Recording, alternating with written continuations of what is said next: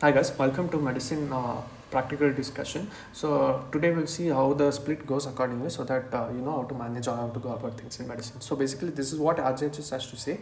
Again, case based and non-case based. Again, the overall is again how it goes for any 200 marks paper. How does it goes? Any 200 marks paper, they obviously divided basically into case based, then non-case based, then case based they give you 160 marks, and non-case based they go for 40 marks, remaining 40 marks. So this is what again they have to say there. But in ops, what you had 80 and 80, there was a proper division. But here again you have one long case and two short cases. So again let us go with how does 200 marks has to go. Again 160 and 40.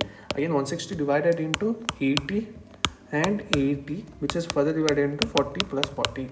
Okay, what are the things which you can expect for major cases? That again there are four systems. I'm sure you already know that: RS, CVS,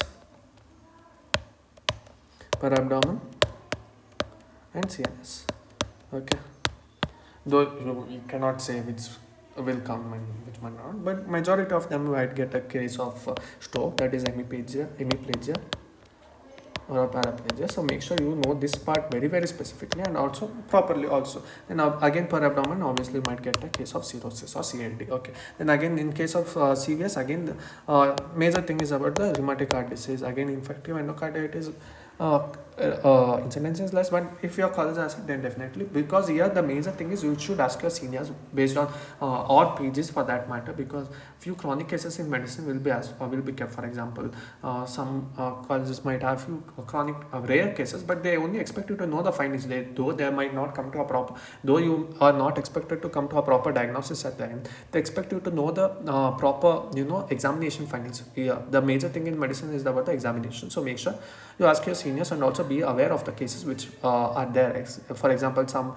colleges might have Charcot-Marie tooth disease, or some might not have. So I'm not scaring you, but have some knowledge. Okay, what is Charcot-Marie disease? So if some examination findings are fitting into that place, you can obviously give a diagnosis and impress them further. So that's what I wanted to say. Again, in rheumatic heart disease, obviously MS is something which is more common.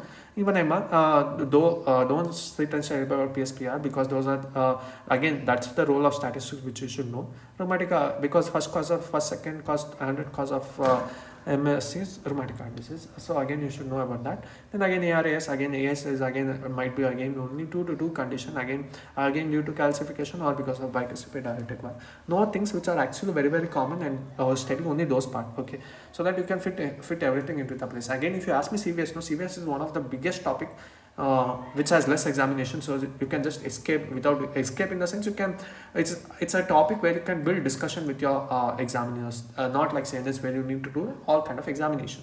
It's good if you get a CNS, according to me, though CNS is something they say if you get CNS almost you're likely to pass, but if you get a serious case, it's a case where you get a chance to discuss about a lot of things. Okay, for example the murmurs and all the stuff. Okay, then RS, obviously it depends what are the things which are present. Obviously COPD, asthma, then again pleural effusion, then fibrobronchiectasis, all those things. But one who's in RS, actually I feel they fall into problem, because they expect you to know in and out even about the management, is what I've heard. So make sure if you study RS, because anyway even that in paper 2, if you have gone to the analytics, if you would have seen that RS has one of the most weightage, I mean almost like up to 19-20 marks. So obviously you should know in and out of anything with respect to RS. CNS, make sure you study all the examination related part very well. Obviously I'll be uploading all this video, I'll be sharing all the links of the White meeting in the description box. You can go and watch that. Then again remaining 40 marks, what is that? It's again afternoon, where they will expect you to know basically these things, again X-rays and ECG. Okay, so 5 marks and 5 marks, that depends on how they wanted to go about X-rays and ECG. Again ECG with diagnosis and how do you manage also they can ask. Again there is no starting point and ending points to medicine. They can start anywhere, they can end anywhere, it's left to them. Again instruments, again divided broadly into medicine and allied and surgery and allied, and then discuss about the topics under and then study about instruments, because many things are common, so study that part. So this is what, again if you have a day between time between practicals, you can study instruments properly. That's what, even if you have time now you can do that, but I'm just saying. And again specimens, again pathology specimens is what they can give, or again they can keep you charts. Okay, that's left to the college itself, so that's what they have to decide.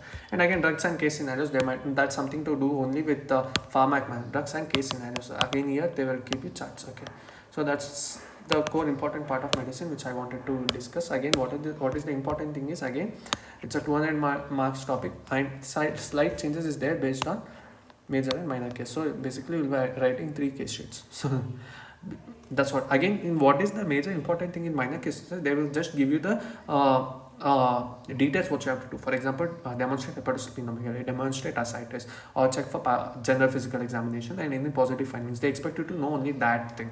Okay, so the major emphasis has to be given only on the major case while studying, or also while presenting also.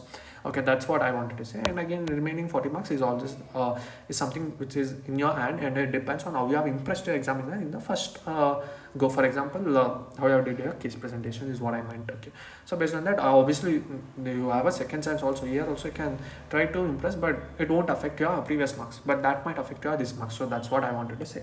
Always present it confidently. Okay, that's it about medicine. Thank you.